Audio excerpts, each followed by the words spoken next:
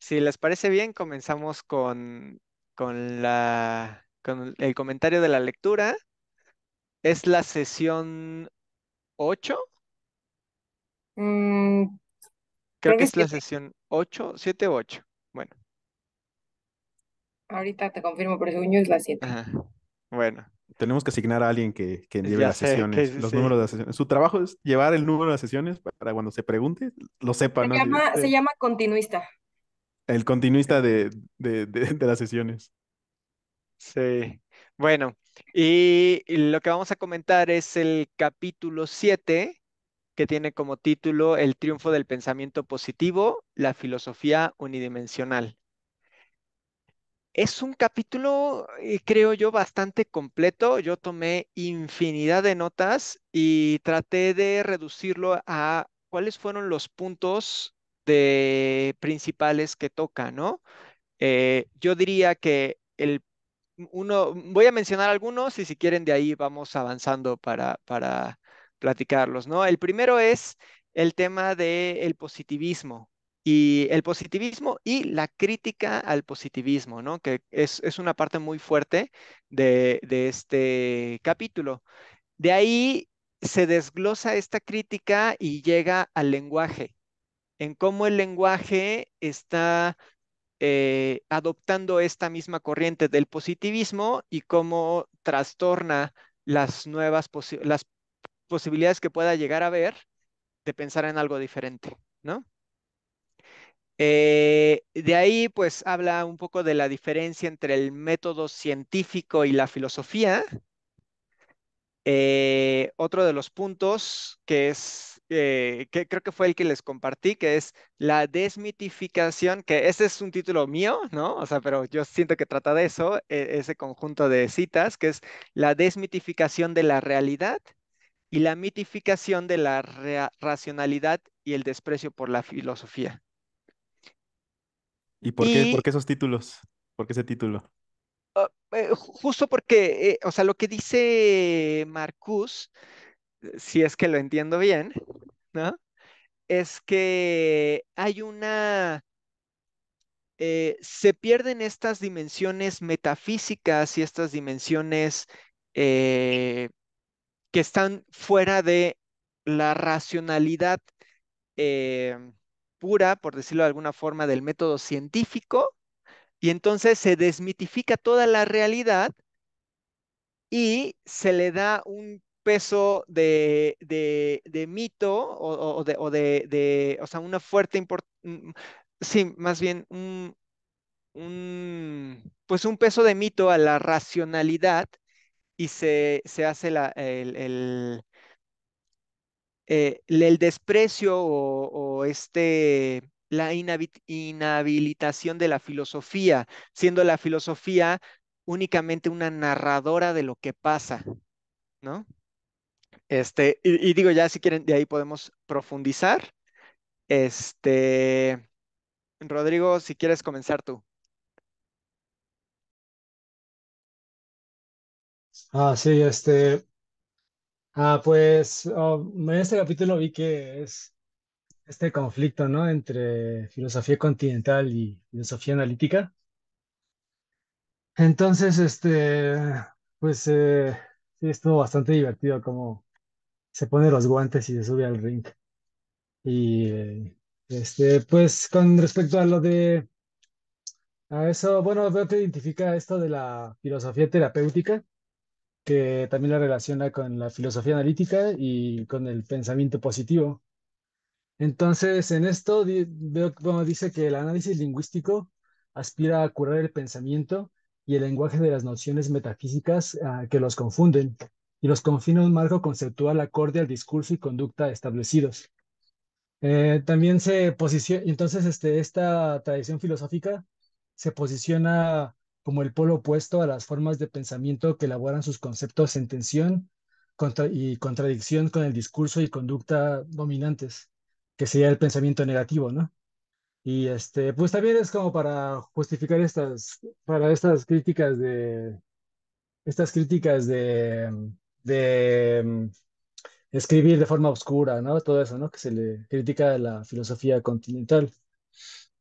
Entonces, también, bueno, comenta, ¿no? Que también aclara que el empirismo no es necesariamente positivo y da como ejemplos el sensualismo, que sería pues el de David Hume, que pues David Hume cuando puso ese tipo de punto de vista epistemológico, pues era bastante, chocaba, ¿no? Con la tradición que establecía en ese momento. Y el otro sería el materialismo, ¿no? Que el materialismo también va a una fuente empírica, pero no está, bueno, pero él también lo ubica como parte del pensamiento negativo. Entonces, sobre el positivismo, pues vi que dice que es la lucha contra toda metafísica, trascendentalismo e idealismo, como formas de pensamiento regresivas y oscurantistas. En el grado en que la sociedad se hace industrial y tecnológica, el positivismo halla en ella el medio para la realización de sus conceptos. Se vuelve pensamiento afirmativo, ¿no? Porque en un momento el positivismo, pues sí era el pensamiento, sí era revolucionario, ¿no? O sea, sí estaba contra las estructuras de poder predominantes en el siglo XVIII y parte del XIX. Y dice, la dimensión metafísica anteriormente campo del pensamiento racional se vuelve irracional y científica. Entonces, pues respecto a eso, eso pues yo lo veo en el siglo XX, ¿no? Y sobre todo con esta onda del cierre de la filosofía o el final de la filosofía que menciona Heidegger y Wittgenstein. Porque, por ejemplo, este Heidegger, pues él cree que en la metafísica occidental hay como un pecado original o un error desde una confusión, ¿no? Entre el ser y el ente, ¿no? Porque que surge con Platón, porque Platón empezaba a pensar al ser como una idea, ¿no? Y lo trataba como un objeto. Y este tipo de pensamiento es el que para él da lugar después a la ciencia. Y, por ejemplo, para Wittgenstein, los problemas de la filosofía eran producto de enredos de lenguaje, era producto de usar mal el lenguaje y un poco similar a la confusión que dice Heidegger, ¿no? De confundir ser y ente. Entonces, por eso Wittgenstein, pues dice esto de que de lo que no se puede hablar es mejor callar. Y también Heidegger menciona que al lenguaje le son propias como posibilidades oír y callar. Entonces ambos hablan de este silencio que, que también vi que, bueno, algunos lo interpretan con Heidegger como el hablar en silencio, decir lo indecible, que sería esta parte de los límites, ¿no? De la racionalidad que planteaba David Hume también. Entonces, también algo que se me hace curioso luego es que bueno, aparte de eso, es de que esto del silencio también lo menciona luego el taoísmo, ¿no? O sea, la filosofía oriental llegó antes a ese tipo de también de temas en los que menciona lo innombrable, ¿no? Pero bueno, aparte de eso, Heidegger también hace mucho, le echa muchas porras, ¿no? A los poetas, ¿no? Y dice que la poesía es el lenguaje más propio del pensamiento. Entonces ya es un poco un abandono de la filosofía, ¿no? Porque como el proyecto filosófico de la civilización occidental, pues ya está como que en sus últimas, ya está como desgastado, manda un poco a los filósofos a hacer poesía, ¿no? Y Wittgenstein lo que propone también es ir a las prácticas y a los usos del lenguaje ordinario. Y eso lo que también te lleva es, pero a la antropología, ¿no? Ya no al encerrarte y estar cavilando y todo esto, ¿no? Sino salir y ver las prácticas y ver ver cómo el lenguaje se usa en la realidad, y eso ya es como una labor más de la antropología, ¿no? Aquí, si me da chance, Luis, nada más que quisiera yo conectar. Justamente es que es interesante lo que comentas, Rodrigo, porque, bueno, como tocaste varios puntos, pero entre ellos es muy importante que nosotros sepamos eh, por qué hace esta crítica al positivismo, porque efectivamente hace la crítica el lenguaje ordinario, del enfoque a eso, pero creo que lo hace desde el punto de la imposibilidad al usar esas palabras de construir algo más, ¿no? Y, y me llama la atención porque justo lo que menciona o lo que me quedó más claro es que dice, los conceptos como esencia, como eran los, ahorita lo tengo por aquí. Los conceptos como idea, sustancia, hombre, alienación, son conceptos que abarcan algo mucho más que solamente una descripción corta de diccionario, ¿no? Y al quererlo acortar, se imposibilita la construcción de algo más. Y, y es lo que dice Marcus, cuando se quiere decir algo sobre la sustancia y da una frase más completa, ¿no? Que no es necesariamente fácil, es que se quiere decir exactamente eso, no es bueno, aquí quiso decir, no, o sea, es eso lo que se quiere decir, el abarcar la totalidad, ¿no? Y la forma en la que expresa esta totalidad, que definitivamente no es algo fácil de entender, porque no son conceptos fáciles, porque no todo en el mundo se puede entender a través de conceptos fáciles. Y esa es es la que entiendo yo que es la postura de Marcus, y me queda claro que es su postura, puesto que todo el libro es así, ¿no? Tiene cierta complejidad, pero creo que justo eh, lo hace por esto, ¿no? Y si quieren, te doy la palabra, Luis, y después les explico un poquito para quien no sepa, digo, no necesariamente de los que estemos aquí, sino tal vez los que escuchen posterior, la diferencia entre positivismo y eh, tal vez materialismo histórico, que es algo que hablamos basado en la ciencia, ¿no? Pero ¿cuál es la diferencia? Yo honestamente lo tuve que buscar, pero ya sé qué es. Y no es nada sencillo. En 5 años vas a volver a investigarlo y en 10 vas a volver a investigarlo y vas a volver a preguntarte cuál es la diferencia entre ellos y qué tienen de diferencia. Y es porque es bastante complicado.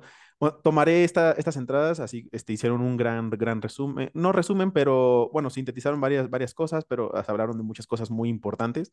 Ahí ya es una tarea de lectura muy buena, muy agradable para venir a comentarla. Gracias.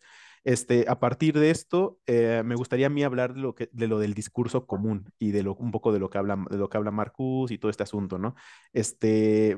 Ya tanto Rodrigo como José nos dijeron un tanto cómo se adapta esto, ¿no? Y lo quiero enfocar sobre todo en el tema, en el título del libro, que es El hombre unidimensional, ¿no? Y justamente José empezó toda la sesión con cómo nos estamos perdiendo de varias dimensiones y cómo estas dimensiones las estamos perdiendo bajo la dominación, bajo el control, ¿no? Y ahora caemos en la dominación del mismo lenguaje y cómo estamos tan dentro de nuestro mismo contexto social, temporal, económico, todo lo que quieras, tan dentro que la forma en la que hablamos y la forma en la que representamos hasta ahí llega, ¿no? Y luego da unos ejemplos muy interesantes que, bueno, hace una crítica sobre ejemplos que da un autor que se llama Austin sobre dos ideas de la duda. Ana, por favor, el audio, tienes la bocina prendida, tienes la... Ah, ya. Ahí está, gracias. Este, mm, da dos ejemplos que hace, bueno, Marcus va a hablar sobre dos ejemplos que hace otro autor que se llama Austin, sobre dos diferentes formas de hacerte duda, ¿no? Entonces, y desde aquí, con estos ejemplos y su crítica a estos ejemplos, podemos, al menos yo caí muy en cuenta me sirvió mucho para caer en cuenta qué tanto nuestra misma forma de pensar y de estructurar el lenguaje está subordinada al contexto que nos toca y a todas las dominaciones. O sea, y por eso es que menciona unidimensional, porque esta dimensión está registrada bajo este dominio que viene desde, como mencionan Rodrigo y José, desde la entrada del positivismo. O sea, y es muy importante que nos ubiquemos temporalmente dónde inicia esto. Esto inicia justamente cuando está empezando el capitalismo fuerte después de la revolución industrial. O sea, todo esto viene de la mano a llevar a situaciones como los nazis y las tecnocracias. O sea, llega a esos extremos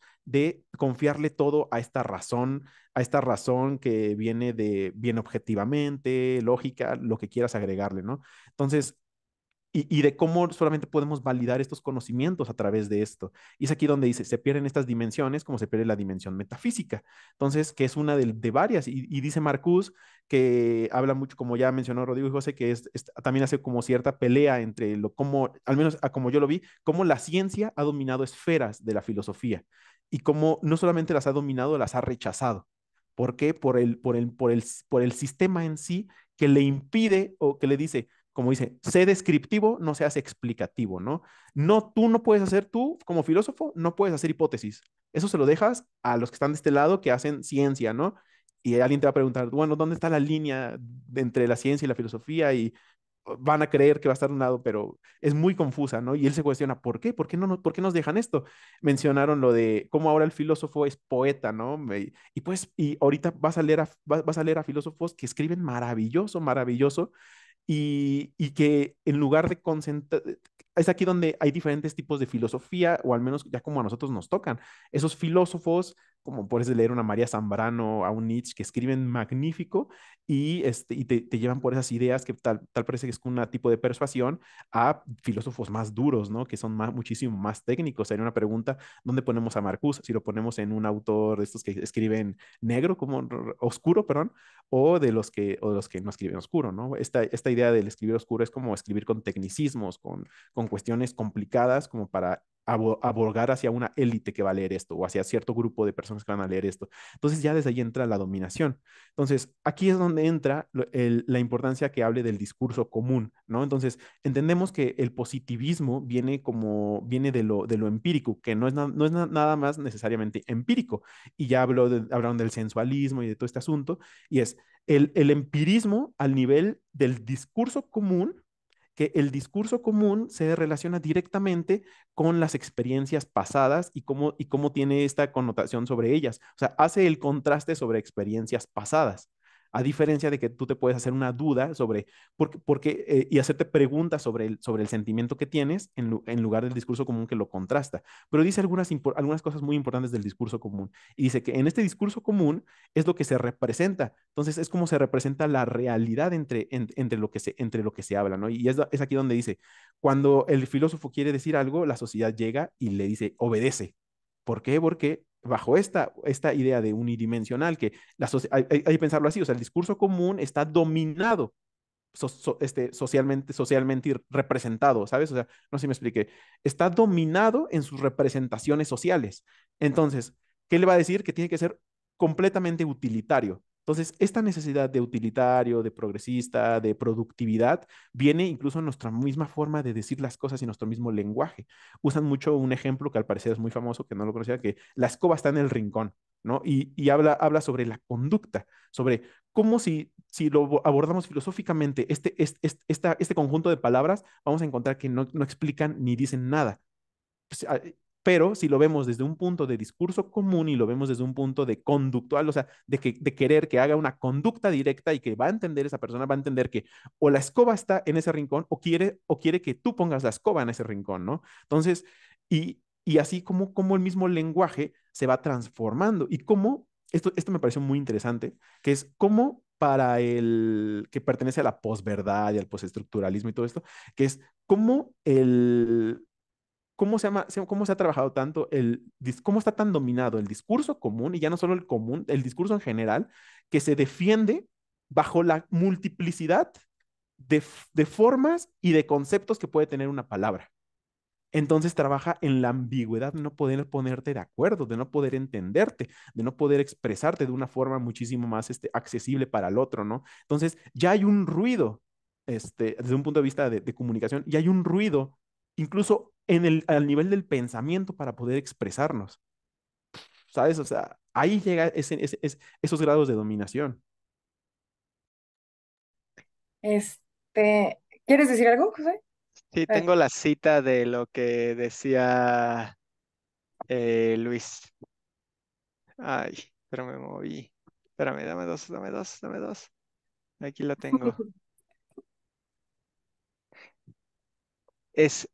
bueno, yo le puse rinde, pero decía algo así como que, bueno, es rinde homenaje a la variedad, sobre el lenguaje, rinde homenaje a la variedad dominante de significados y usos, mientras cierra el paso al análisis de lo que éste habla, o sea, el habla, dice acerca de la sociedad que la habla, ¿no? O sea, justo es no analizar qué es lo que significa que esta sociedad esté hablando lo que habla y cómo lo habla, y simplemente profundizar en la variedad de significados. Uf, Mira, es que eso es lo para- complicado. es muy interesante que dicen que la ciencia solo se encarga del cómo.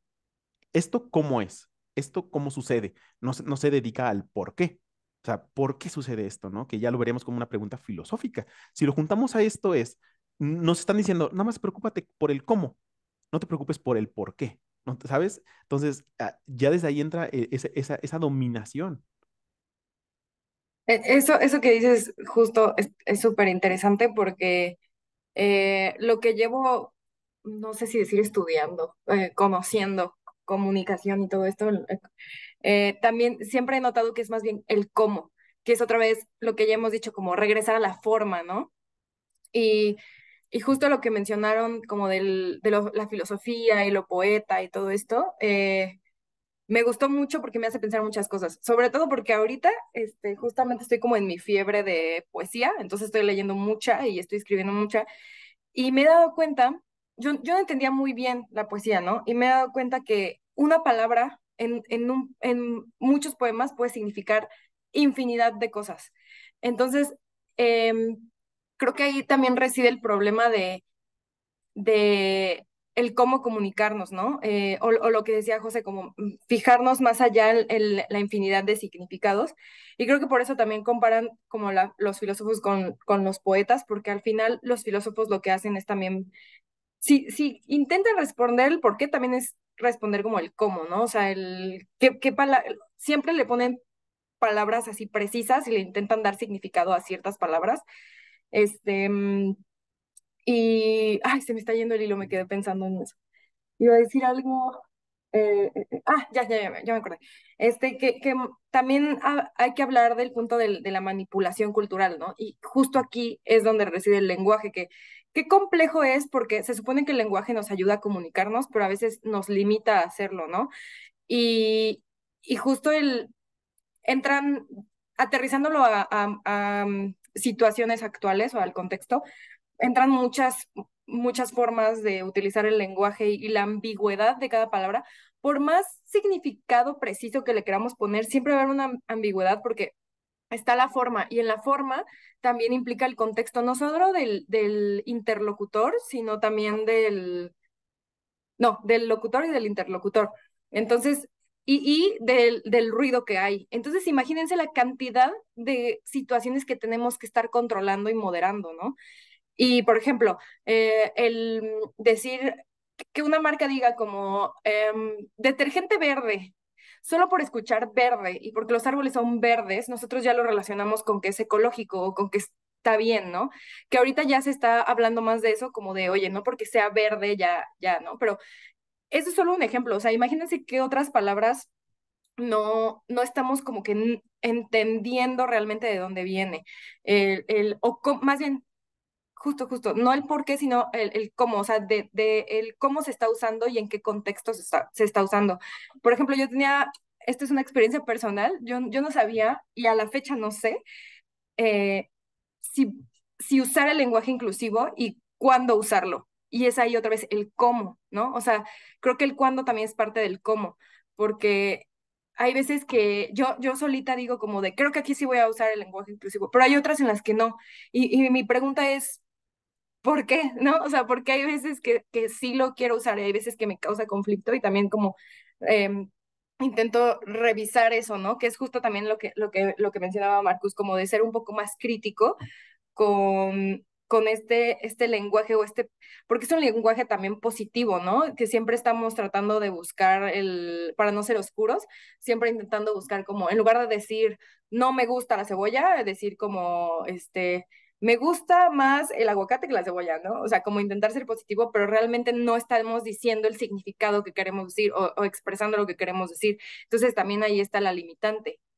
Y Observemos, perdón, cómo hiciste un contraste de empírico, o sea, hiciste un contraste sobre no me gusta la papa porque me gusta el aguacate, algo que ya he probado antes, ¿sabes? Y es justamente los ejemplos de los que habla Marcus sobre los que habla el autor Austin. O sea, y diste justamente esos dos ejemplos. El otro es el que se pregunta, hace la comparación, que es el cómo en lugar de la discriminación sensitiva, que sería el qué, ¿sabes?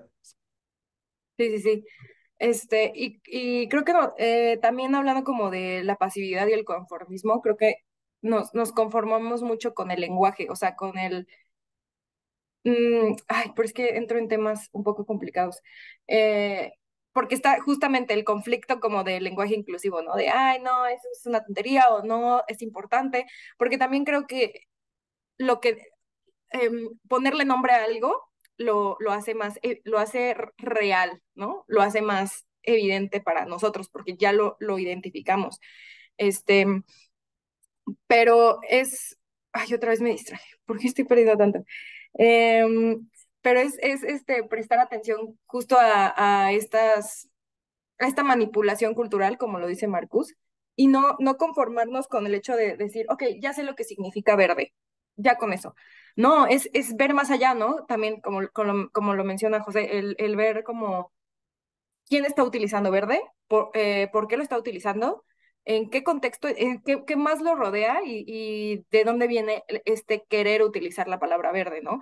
Y también preguntárnoslo a nosotros mismos, porque justo ahí es donde vemos la manipulación. Hay veces que decimos palabras o expresamos cosas que ni siquiera sabemos de dónde vienen, que incluso terminamos de decir una oración y es como, desperte, ¿por qué dije eso? ¿O por qué pensaba eso? O alguien más nos da otra postura e incluso podemos llegar como que a enojarnos, como decir, no, ¿por qué? Pero si lo pensáramos más, diríamos como, sí, tal vez esa era la palabra correcta o tal vez la forma en la que lo dije no era lo correcto. Y así es como permea la manipulación. Y no nos damos cuenta, porque nosotros también con nuestro lenguaje manipulamos. Solo hay que ver, hay que ser más conscientes y más críticos, no conformarnos, como dice Marcus. La cita que creo que va ahí es justo lo que está en juego es la difusión de una nueva ideología que se propone describir lo que pasa y es significado, eliminando los conceptos capaces de entender lo que pasa y es significado. O sea, nuevamente, simplemente abocarse en la descripción. Y justo me acordé que, ya te doy la palabra, Rodrigo, me acordé que hablábamos del concepto de sublimación, ¿no? Y justo decíamos, bueno, es pues como algo que se eleva, ¿no? Pero justo tal vez con esta dificultad de ponerlo en palabras más sencillas, y no sé si necesariamente es una carencia del lenguaje o si cuando se habla de sublimación es eso, es sublimación. Y no entender el concepto completo o lo que significa la sublimación, eh, dificulta y busca esta unidimensionalidad, aplanando el concepto en algo mucho más sencillo que no te da todas las aristas que abarca el real concepto de sublimación. Rapidísimo, rapidísimo para complementar, creo que justo mencionaste algo muy, muy, muy, muy importante, porque muchas veces por tratar de explicarnos una palabra o encontrarle el significado a algo, le cambiamos el significado en lugar de entenderlo. Entonces también es eso, o sea, la misma palabra, no intentar como que simplificarla o ajá, o ponerlo de forma sencilla, sino más bien otra vez, ¿no? De dónde viene, ver, poner, como luego te dicen, no busques el significado, lee la oración y trata de deducir el significado, ¿no? Y muchas veces ayuda mucho, o sea, por ejemplo, la de sublimación en el de Marcus, pues ya la entendemos leyendo todo el libro, ¿no? Si lo viéramos con Freud, tal vez cambiaría un poquito, si lo viéramos, en diseño o en ropa es totalmente distinto, ¿no? Entonces también es ver como tratar de no simplificarlo, sino más bien encontrar el significado en esa parte del todo. Y es que, perdón, perdón, Rodrigo, y es que también no es que nosotros mismos tenemos diferentes lenguajes para diferentes situaciones, para diferentes personas, para diferentes momentos, para diferentes ambientes, ¿sí? No vas a hablar de la misma forma con tu mamá o con tu padre a como redactas un correo electrónico del trabajo o solicitando algo, ¿sabes? Entonces, o tú mismo no vas a hablar la misma, no vas a, no vas a cambiar la forma en la que dices las cosas si tienes una urgencia, si estás enojado, así no tienes una urgencia, así, ¿sabes? O sea, va a ser completamente diferente la forma en la que te dirijas, ¿no? Entonces, mm, son preguntas, ¿no? Más que poder llegar a algo, son preguntas que están a nuestra disposición de preguntarnos hasta dónde, cuándo, por qué, todo esto. Y yo voy a la idea de que bueno, no, yo voy a la idea de que usamos diferentes lenguajes para diferentes contextos, ¿no? Que es lo que menciona Mariana. Sí, de acuerdo. Bueno, sí, podemos profundizar. Rodrigo. No, sí, pues yo para llegar a ese punto, quería hablar antes de lo de la mistificación. Entonces, bueno, dice que en el siglo XIX a las teorías socialistas tradujeron el mito original en términos sociológicos, ¿no? Con lo del materialismo histórico, todo esto, ¿no? Y descubrieron su centro racional. Pero ahora esas nociones racionales parecen ser otra vez mitológicas, al ser confrontadas con las condiciones actuales, ¿no? Que sería la mistificación. Sería una mistificación, de la racionalidad, ¿no? Que planteaba la teoría crítica del siglo XIX y dice que esta mistificación es hoy empleada por la publicidad, la propaganda y la política.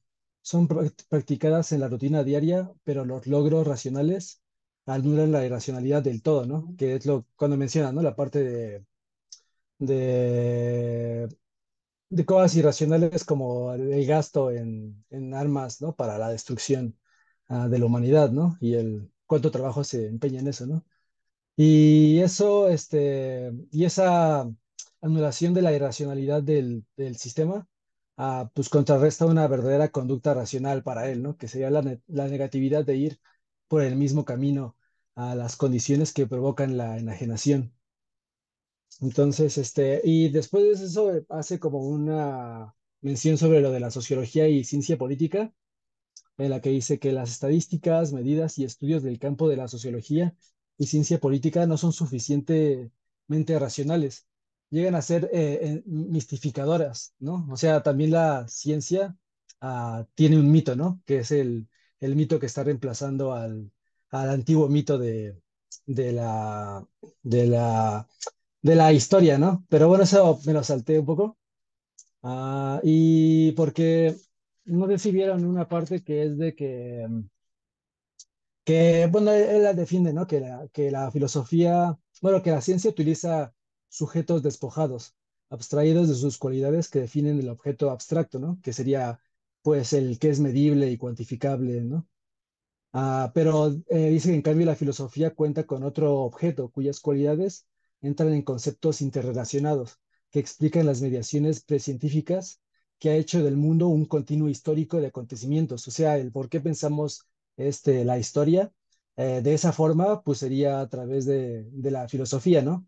Pero la separación entre la ciencia y la filosofía es un acontecimiento histórico y quizá primordialmente es como el surgimiento de proyectos históricos diferentes que establecen tanto una naturaleza diferente como una sociedad diferente. Ah, entonces, por eso también veo que dice la parte de que la mistificación que hace el análisis lingüístico del lenguaje común lo mantiene en el contexto represivo del discurso establecido, que es lo que estaban comentando, ¿no? Y genera una atmósfera de denuncia al intelectual, ¿no? Que habla, que al intelectual, pues como ellos lo conocieron, ¿no? Que es el intelectual que habla raro, que no está basado en la técnica ni en la ciencia. Y, y dice que porque lo denuncia porque habla como con un lenguaje sospechoso y se le pide que aclare o traduzca sus pensamientos al lenguaje común Un para poder, sofista, mm, pues, este, la verdad que ahí yo tendría como mis discrepancias con Marcuse, pero ¿ok? sí, sí, sí. A ver, Y dinos tus bueno, entonces, discrepancias un poquito. con pues es que creo que, bueno, estoy de acuerdo con él de que no creo que la metafísica haya desaparecido, solamente ha cambiado y ahora es el mito de la ciencia, ¿no? Y el mito que él decía del raciocinio, quitó otro mito, ¿no? Que quitó el mito de la fe, ¿no? Para la europea. Entonces, yo la verdad que en ese tipo de cosas soy un poco más como a lo de Protágoras, a que creo que no hay el cambio, porque siento que al final es como el mismo, ¿no? La dominación existe y la dominación necesita existir para que exista la liberación, ¿no? Con esta parte como de las contradicciones. Entonces, esta denuncia que hace él como contra la filosofía analítica y eso, sí digo que tiene unas buenas críticas, pero también creo que peca de ingenuo un poco con la parte del pensamiento no claro, ¿no? Que también, por ejemplo, con Napoleón, ¿no?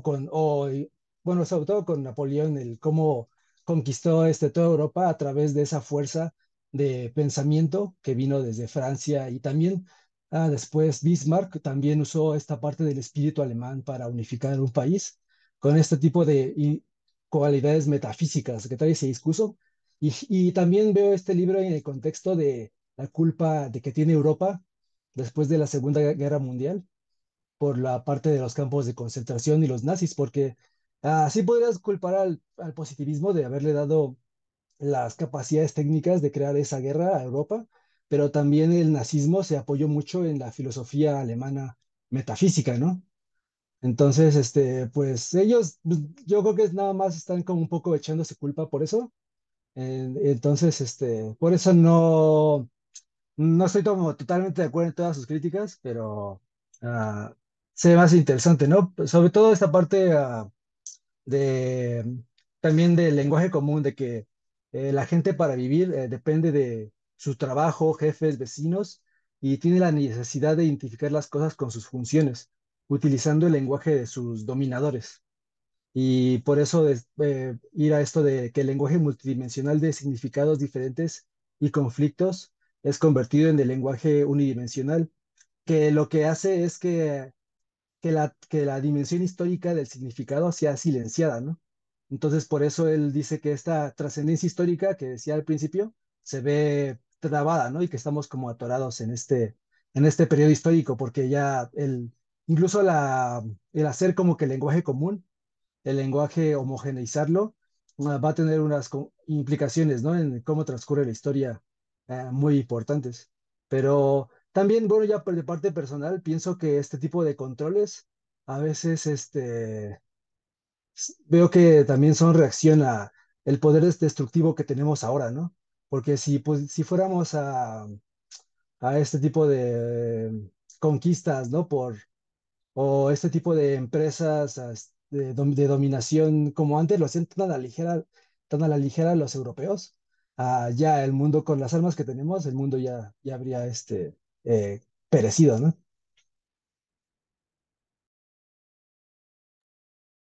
La paz caliente.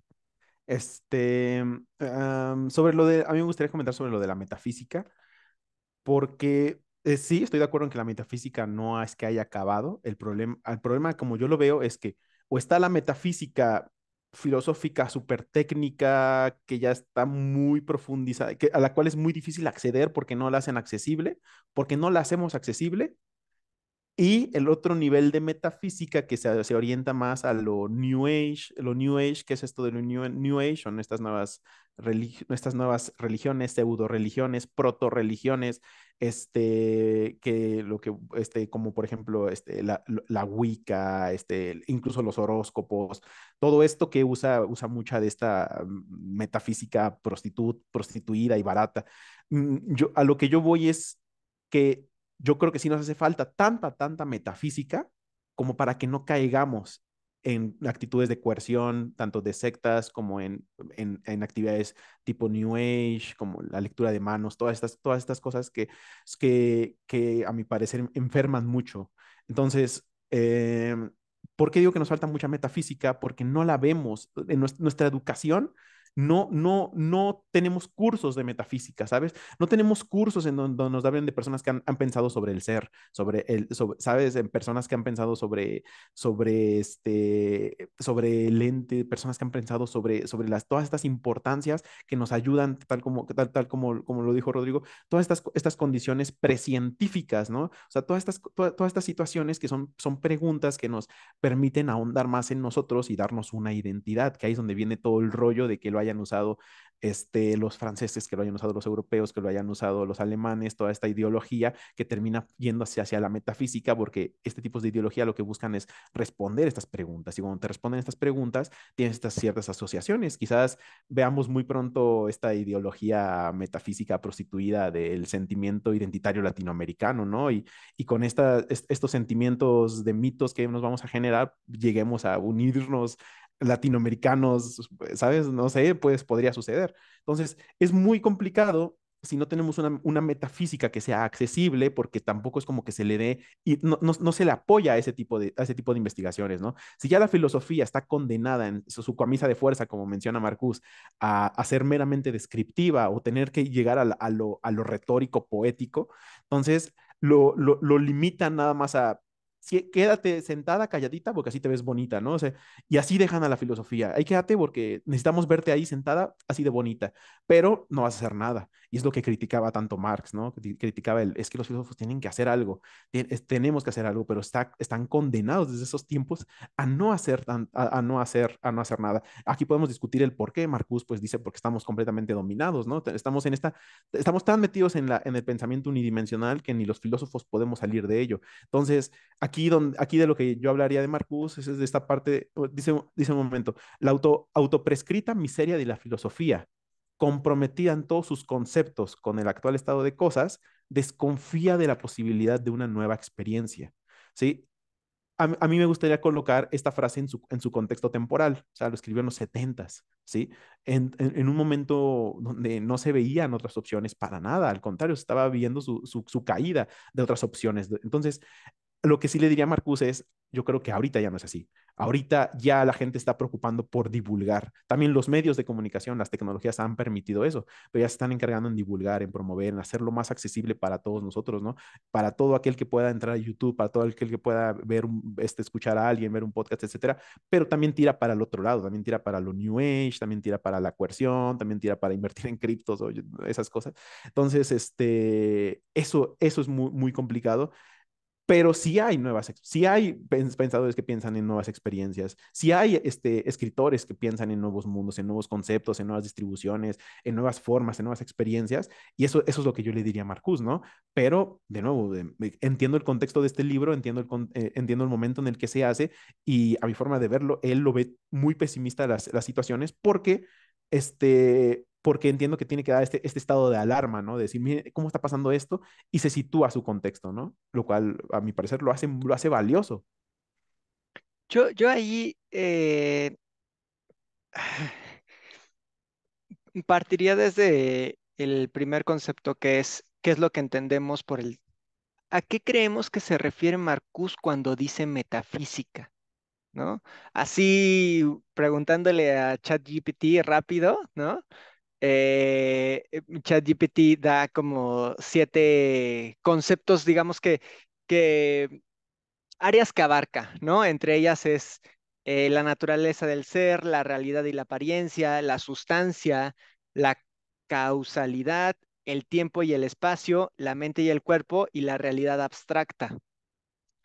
Para mí, el punto más importante es, bueno, uno de los más importantes es la realidad abstracta, porque precisamente es algo, o sea, la unidimensionalidad no necesariamente, creo yo que no necesariamente se ve solo en el hecho de ser crítico con el sistema, porque justamente lo que hemos visto es que el sistema absorbe esta crítica y la vuelve parte del mismo sistema, ¿no? sino lo que ya hemos comentado de, por ejemplo, el contenido muchas veces, ya sea en películas, en series, en diferentes medios, es sobre una perspectiva apocalíptica que no logra hacer esta realidad abstracta en la que genera una sociedad que vive fuera de este sistema, ¿no? O sea, podemos vivir en otro planeta, pero el sistema capitalista sigue funcionando, ¿no? La subjetividad del valor sigue existiendo y la gente sigue, y la lucha de clases continúa. Entonces, yo lo veo mucho más o sea, lo que creo yo que lo que critica Marcuse es esa incapacidad de ver algo eh, diferente, de imaginar algo diferente y el, las manos atadas de la filosofía por Wittgenstein, y por otros filósofos positivistas, que aquí es muy importante mencionar que la diferencia entre el positivismo, que sí se apoya en la ciencia únicamente, y el materialismo histórico, que muchas teorías la soporta con la ciencia, es que para los positivistas la ciencia va a resolver todo. ¿Qué quiere decir? Es como pensar que la tecnología, la automatización va a resolver los problemas porque estamos avanzando. La realidad es que hay que pensar para qué se utiliza la automatización, quién la utiliza, quién es capaz de emplearla, a quién va a afectar, cuál es el contexto. O sea, hay muchas otras cosas que son precientíficas que van a afectar. Y eso es, obviamente esto llevándolo a términos simples, ¿no? O sea, y no es mi intención caricaturizar el tema de la filosofía y de las diferentes corrientes, pero a mi entender, eh, el positivismo se apoya en es como lo de la mano invisible del libre mercado, ¿no? Pero en este caso no es el libre mercado, es la ciencia, ¿no? En la plática que tuvimos sobre, bueno, anterior, ¿no? Fuera del club de lectura, sobre el materialismo histórico, se hablaba del concepto de lo concreto y de lo abstracto, y voy a ser muy, muy breve. Eh, la diferencia para Hegel de lo concreto y de lo abstracto es que lo concreto es todo todas las conexiones que tiene una cosa. ¿Qué quiere decir? Eh, una máquina, en dónde está, quién es el dueño, todo lo que afecta a esta máquina. Y lo abstracto es pensar en la máquina como sin conexiones, ¿no? Y en este caso, los positivistas confían en la máquina sin pensar en dónde está funcionando y a quién está afectando por el simple hecho de la máquina, lo abstracto, ¿no?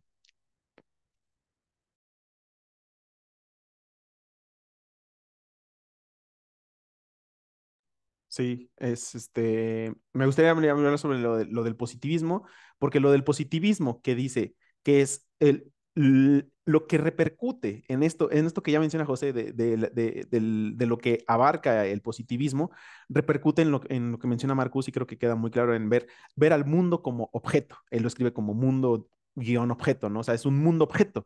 ¿Y qué significa esto? Que está al alcance del humano, está al alcance de poder usarlo, está al alcance de que sea recurso, está al alcance de poder automatizarlo, ¿no? De poder abarcarlo, ¿no? Y esto implica cuestiones que pues llegan a ser dañinas, ¿no? Dañinas para la ecología, dañinas para muchas, muchas cosas, ¿no? Los mismos problemas de sustentabilidad, etcétera.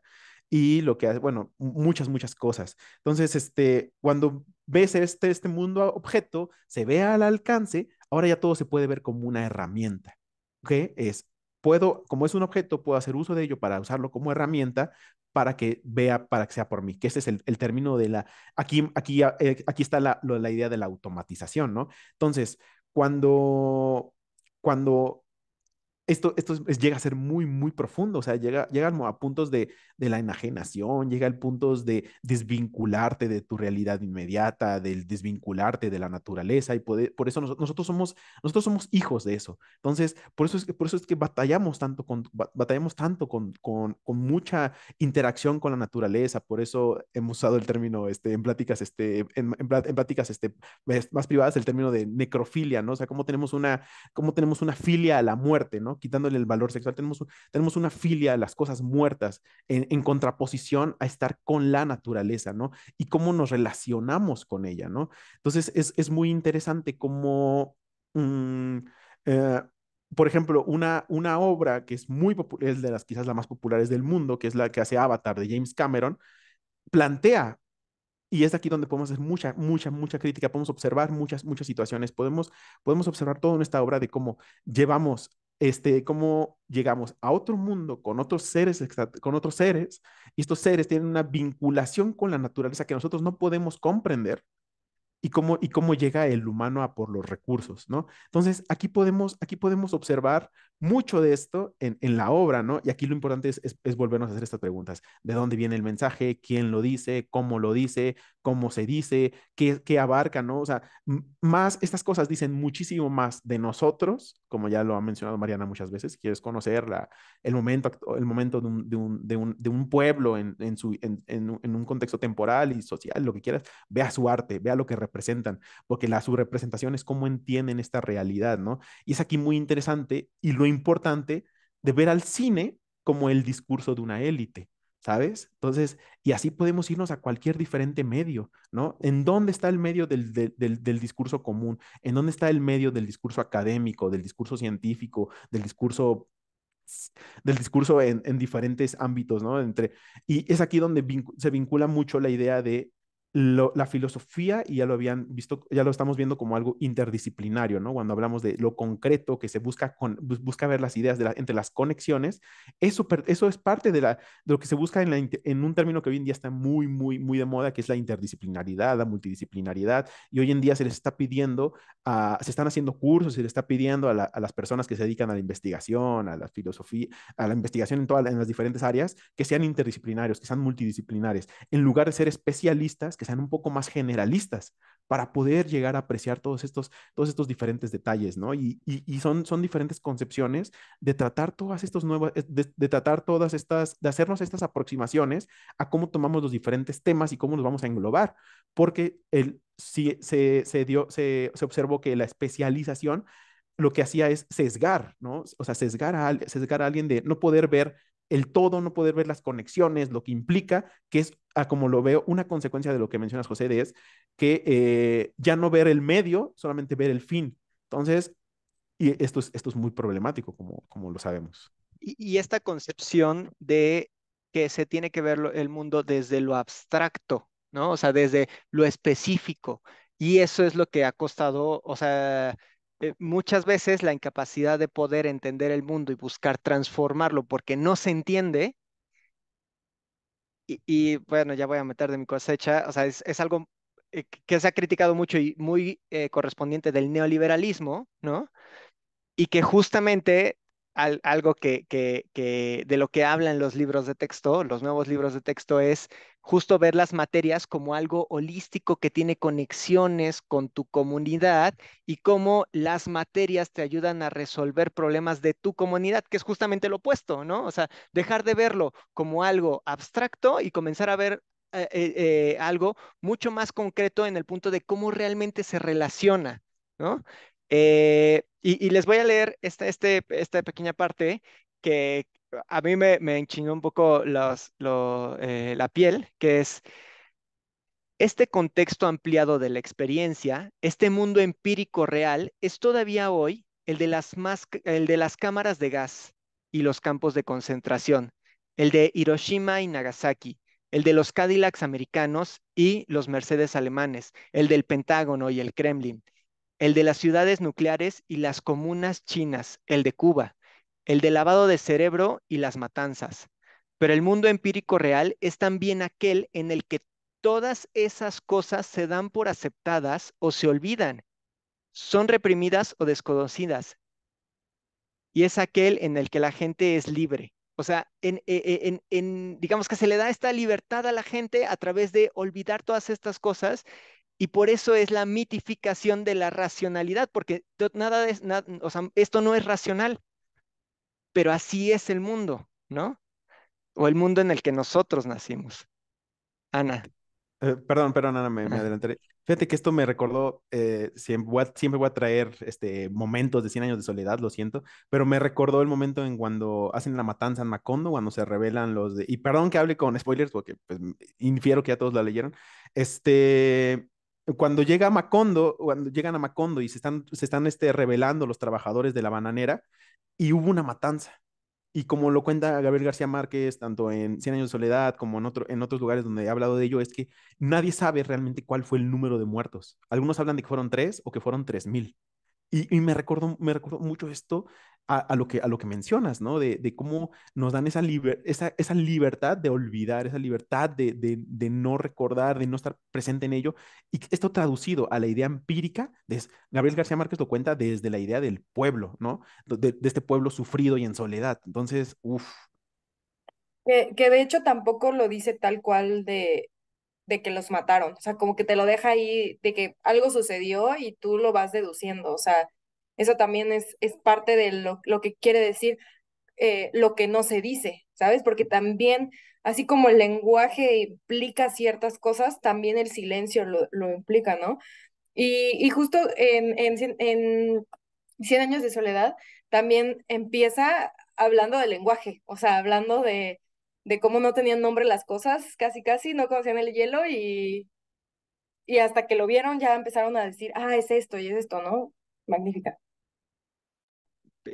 perdón, Ana, antes de terminar, de darte la palabra, después de esta lectura que les hice, viene otra parte que creo que es muy importante porque justo a veces nos perdemos en la forma. Dice, o sea, sigue textual. Es un mundo en el que la escoba en el rincón, que es algo de lo que hablaba Luis, o el sabor de algo parecido a la piña, que es justo cómo describimos el sabor de la piña y tal, son muy importantes. O sea, en este mundo en el que nos perdemos, ¿no? Son muy importantes en que los esfuerzos diarios y las comodidades diarias son quizás los únicos puntos que definen que lo restringido es parte del primero, o sea, del mundo, ¿no? Los poderes que dominan al primero también configuran la experiencia restringida.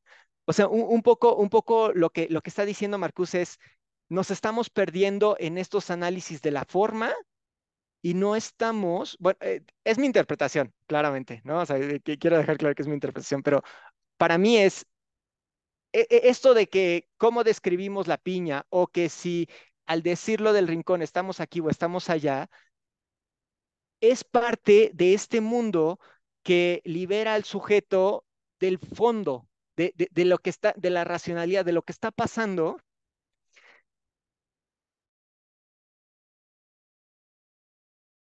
Se trabó, ¿verdad? sí, creo que sí. Estaba esperando a que terminara. La cámara no pudo. O sea, es que la cámara dijo, no puedo con esta cantidad de información. Lo Y censuró. sí, Ya regresó. Sí, yo creo que ya me dijo Zoom, ya basta. Pero termina tu idea, yo estaba bien Es que no metida. sé en qué se quedaron. Yo seguí. justamente en la liberación del fondo. Ujú. Sí, o sea, justo. O sea, el preocuparnos, esta sociedad que se preocupa tanto por la forma y las diferentes variantes de la forma, pierde de vista el fondo y al perder de vista el fondo, que es los sucesos, lo racional, lo que está pasando, ¿no? Eh, restringen la experiencia, ¿no? Ese Que es, entiendo tu punto, pero es que es casi imposible, o sea, es como deshacerte de tu contexto. Eso es el obstáculo más grande, yo Es que creo. yo lo veo a que o sea, diverge en varias fondos y lo seguimos con estos conceptos. O sea, el decirnos, este concepto puede tener tantas variantes como queramos, es distraernos del fondo. Y lo que yo interpreto lo que mencionas y de la lectura es, qué hacer, ya no tanto, o sea, cómo hacer para llegar a lo que realmente debería significar esta palabra o este concepto o esta idea, y cómo escapamos de todo esto que se hace pasar por el fondo, ¿no? Que no deja de ser que la búsqueda de la verdad. Entonces, eh, aquí lo interesante y también es la parte de lo que dices, ¿quién nos restringe eso? ¿Y cómo nos lo restringe? Y eso es, uf. En este caso, lo que dice Marcus es que es ya la sociedad, ¿no? Ana, listo. Fíjense que yo quería retomar esto de la alta especialización que ha tenido pues el trabajo, ¿no? Los diferentes eh, profesiones, ¿no? Y lo veo claramente en la medicina. Es muy lamentable que los médicos están tan especializados y después tan subespecializados que ven al paciente como solo una partecita del cuerpo y como dice José, eso no permite ver al ser humano de una manera holística, de una manera integral. Entonces se pierde el enfoque de que todo nuestro cuerpo está interconectados, todos los sistemas están interconectados. Entonces, cuando uno falla, pues fallan todos los demás.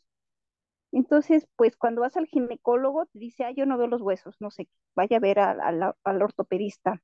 Sin embargo, un desequilibrio hormonal que lo ve el ginecólogo va a descompensar los huesos y así sucesivamente. Entonces, leer eso, dije, ay, mira qué interesante que ya desde cuando decían que la alta especialización, pues no es sana. También yo creo que esa alta especialización como que nos trunca, no nos deja desarrollar otras habilidades, otros talentos, ¿no? Es muy interesante esto que mencionas, porque voy a tomar este ejemplo del médico, pero lo voy a llevar un poco, tú lo viste un poco más interno, yo lo voy a hacer un tanto más externo, o sea, ¿dónde empieza el cuerpo de alguien y dónde acaba el cuerpo de alguien? Entonces, ¿qué tanto el médico está pensando en, por ejemplo, la resistencia a patógenos, la resistencia a bacterias, al momento de recetar, al momento de poner antibióticos? O sea, ¿en qué momento higiene es limpiar nuestra casa, pero no la cuadra? ¿En qué momento Exacto. higiene es limpiar nuestra casa y decir, es que nosotros somos muy limpios, pero la calle no y la colonia no? Entonces, ¿dónde entra el término de higiene?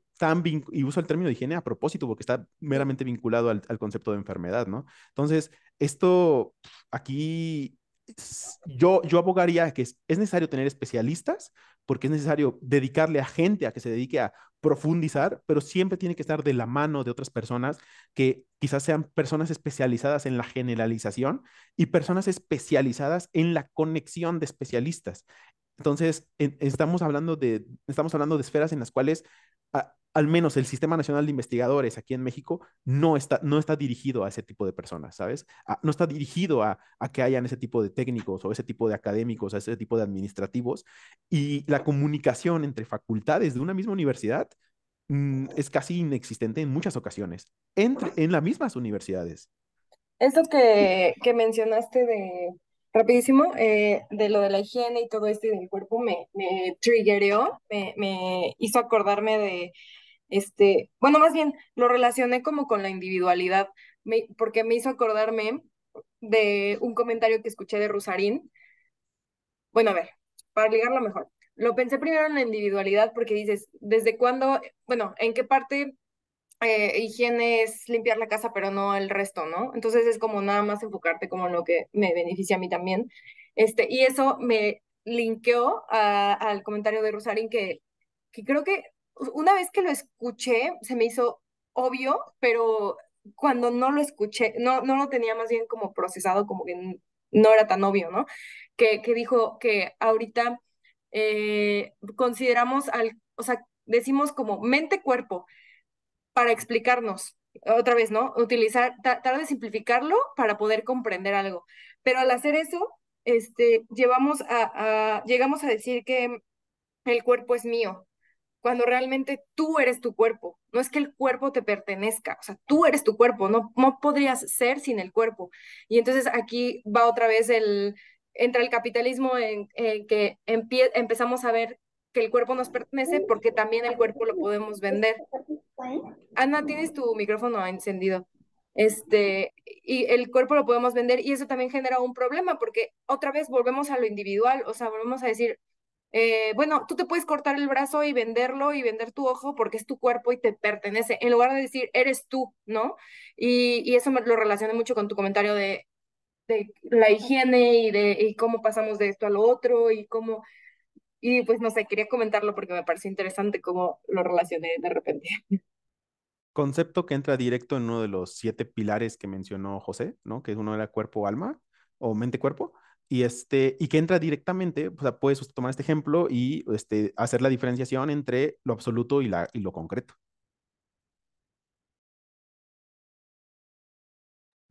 Sí, la mente y el cuerpo. Ujú. Vera. Bueno, yo quería seguir por la cita que hacía José de la página 129.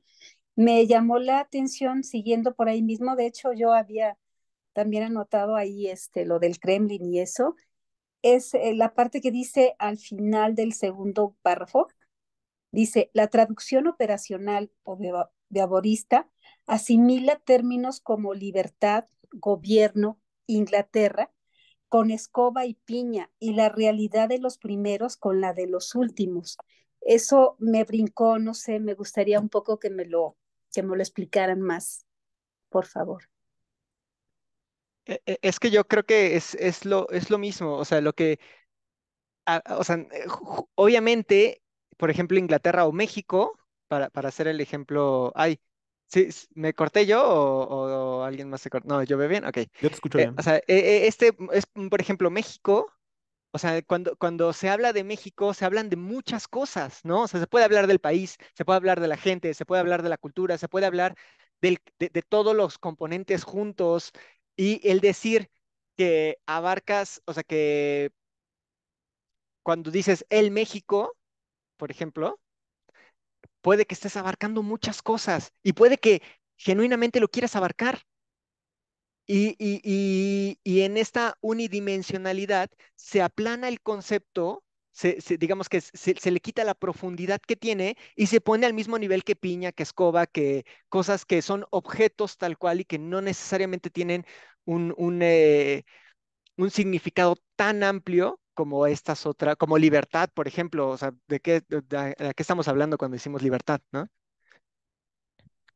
Qué interesante cómo siguiendo el ejemplo de piña y México, como México puedes hablar México en diferentes momentos temporales. Y piña no te refieres no te refieres no te refieres a la planta piña, ¿sabes? No te refieres a la semilla piña, no te refieres a la piña en tu jugo, ¿sabes? O sea, te refieres a la piña en un estado, a diferencia de México, o sea, y sí, creo que es un gran ejemplo para ver cómo es que, y qué sería, ¿no? O sea, necesitaríamos nuevos conceptos, tendríamos que, como una vez Borges, no recuerdo en qué cuento, Urgor Tron, Urgor Tron, no, en un cuento Borges menciona sobre un planeta que para describir las cosas lo hacía con puras, ¿cómo era? Con puros adjetivos.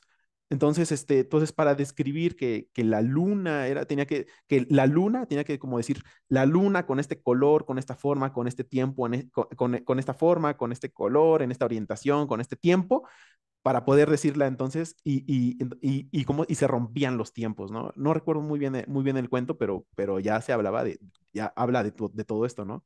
Tal vez una forma de entenderlo sería también o sea, hablando como de la forma y el contexto, ver las cosas como un proceso, ¿no? O sea, que fue lo que otra vez me triggereaste eso, el pensar que la piña no es solo piña como la vemos, sino fue todo un proceso y sigue siendo, porque no deja de suceder algo, ¿no? Como tú no eres solo una persona, o sea, has sido persona y vas a ser y tal vez en algún punto llegues a ser ceniza o quién sabe, pero sigue siendo un proceso. Entonces creo que eso también le puede dar un poco más de significado, o nos puede hacer pensar en la palabra como un todo más que solo una parte. Yo iba a decir algo, pero se me olvidó. Tú, Rodrigo. Pues yo tal vez puntualizaría que esa crítica que hace en ese momento es dirigida hacia el análisis lingüístico, ¿no? De la filosofía analítica. Entonces, en la que, pues sí, bueno, dice que despoja de contexto, ¿no? Y incluso hasta me acuerdo que los acusa de, por esto de usar, bueno, de fijarse tanto en el lenguaje ordinario, dice que ni siquiera lo hacen como de forma correcta, sino que por fragmentos, y dice que suenan hasta como balbuceos de bebé, ¿no? Entonces, a ese nivel se pone con la crítica. Y respecto a eso, pues sería como este ejercicio que hace Bernard Russell, ¿no? De ¿cómo se llama? Lo del el rey de Francia que es calvo, ¿no? En el que las palabras de ese enunciado se analizan de forma más aislada, ¿no? También el de la escoba, el de mi escoba está en una esquina, también el análisis de Wittgenstein es, este, así ese tipo de particularidades que él acusa que la filosofía, bueno, que el análisis lingüístico ha incluso, ha creado más problemas de los que ha solucionado. Entonces, sí, pues eso quería decir. Sí, justo, ya me acordé de lo que iba a decir. Y creo que, o sea, a ver, o sea, sí debe de haber, creo yo, cierto pragmatismo para la vida diaria, para la vida cotidiana. Pragmatismo en el punto de necesitamos entender ciertas cosas para funcionar, ¿no? Y muchas veces a través de la comunicación no siempre vamos a abarcar temas filosóficos y no siempre vamos a abarcar temas en las que se requiera cierta profundidad, ¿no? Sin embargo, o sea, es muy importante que la filosofía no tome esa misma postura del pragmatismo, porque entonces sí, nadie va a pensar en las cosas que se deben de pensar desde la metafísica, que se deben de cuestionar y que se deben de plantear a un nivel mucho más elevado, ¿no? Y digo filosofía, pero puede ser sociología, pueden ser diferentes ciencias sociales, ¿no? Pero el tema es eh, creo que ahí es donde está el punto más fuerte de la crítica de Marcuse, es esto no nos puede estar pasando en la filosofía. Y justo subrayé una cita que dice, bueno, comienza con Freud, ¿no? O sea, según Freud, la enfermedad del paciente es una reacción de protesta contra el mundo enfermo en el que vive, pero el médico debe de hacer a un lado el problema moral. Él tiene que devolverle la salud al paciente para hacerlo capaz de funcionar normalmente en su mundo. Eso el médico. Dice, pero el filósofo no es un médico. Su tarea no es curar individuos, sino comprender el mundo en el que vive, entenderlo en términos de lo que le ha hecho al hombre y lo que puede hacerle al hombre. Porque la filosofía es históricamente y su historia todavía es válida. Y por eso, o sea, desde ese punto de la filosofía es históricamente y su historia todavía es válida, para mí se conecta claramente con el materialismo histórico, conexión marxismo, ¿no? Izquierda, si quieren. Entonces, y bueno, bueno, no sé si alguien más tiene otro comentario, si no, Sí, a mí para terminar me dale, dale. gustaría decir esta frase que es corta, pero me gustó mucho. Cada frase está tan poco en orden como el mundo en el que este lenguaje comunica.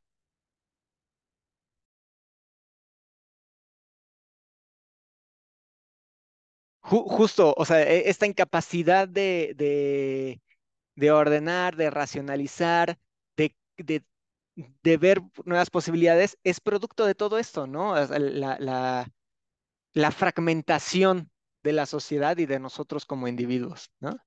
Que creo que es justo lo que estamos tratando de, ¿cómo se llama algo? Reparar, pero no es reparar, es bueno, Remendar. remendar. ¿Qué es lo que estamos tratando de remendar nosotros aquí, ¿no? Eh, bueno, bueno, ya para, Vera, si quieres decir algo tú. Bueno, yo había aquí Me llamó la atención lo que hablaba Luis de acerca de las matanzas, ¿no? De que se perdía sí fuiste tú, Luis, no me acuerdo, de las matanzas hablaban, que decían que pueden ser, que se perdía la cuenta, ¿no? Que podían ser 3 o 300 o tres Ah, mil, ¿no? de Cien años de Y soledad. ajá, exactamente. Me llamó la atención porque pues hay muchas matanzas en la historia mexicana y en la historia latinoamericana, ¿no? Aquí hablaban pues de Colombia, ¿no? Pero este, y el factor común del silencio y del olvido, ¿no? Y hablando de lo general y de lo particular, y pensaba yo en la identidad, ¿no? La identidad individual del mexicano y la identidad general de lo latinoamericano, ¿no? Entonces, en ambas lo quería yo mencionar como puntos en común. Y en este momento tan interesante, yo no sé si vieron o escucharon este evento que ocurrió la semana pasada, previo al 15 de septiembre, esta reunión que hubo en Colombia, los discursos que manejaron, ¿no? Yo creo que yo no he tenido oportunidad de volverlos a escuchar, escuché muy poquito, pero sí me llamó la atención el factor común de los discursos, ¿no? Entonces, bueno, ahorita que ¿De mencionaron qué era el evento? bueno, creo que lo convocó, me parece que lo convocó el presidente de Colombia Ajá. y se reunieron el presidente de Colombia, de México, eh, era el de Colombia y México, no me acuerdo si había otro más. Después de ahí siguió su camino López Obrador con el presidente de Chile. Ujú. No sé si de ahí ya fue su retorno, ¿no? A lo mejor sí, porque iba a estar para lo del 11 de septiembre en Chile y bueno, estuvo de regreso para el grito, ¿no? Entonces no recuerdo por dónde más siguió su gira, ¿no? Pero me pareció interesante, creo que ya en la sesión pasada algo les había comentado. Y ahorita sale nuevamente lo de las matanzas, ¿no? Hoy escuchaba yo algo que me llamó la atención, hablando de la historia y de las matanzas, la del pueblo yaqui, por ejemplo, ¿no? Que de repente en esos discursos que olvidan mencionar algo para que finalmente a través del olvido se desaparezca como un hecho histórico. Sí, totalmente. Y pues incluso lo vimos el 11 de septiembre, hechos, o sea, bueno, la cadena de hechos y varias cadenas hablando del dictador Salvador Allende, bueno, sí, del comunista Salvador Allende y cómo por su culpa se dio la entrada de Pinochet, ¿no? O sea, porque llevó a la crisis a Chile y entonces tuvo que entrar el dictador. O sea, es pues un tema de narrativa, de historia, de todo esto y que por eso es muy importante que conozcamos la historia, ¿no? La conferencia que menciona Vera es la Conferencia Latinoamericana y del Caribe sobre las drogas y Ujú. ahí es donde va López Obrador y, bueno, obviamente fue en Colombia y estaba Gustavo Petro y se da estos dos discursos con una perspectiva diferente. Eh, y bueno, tal vez un poco algo más mainstream. No sé si ya vieron la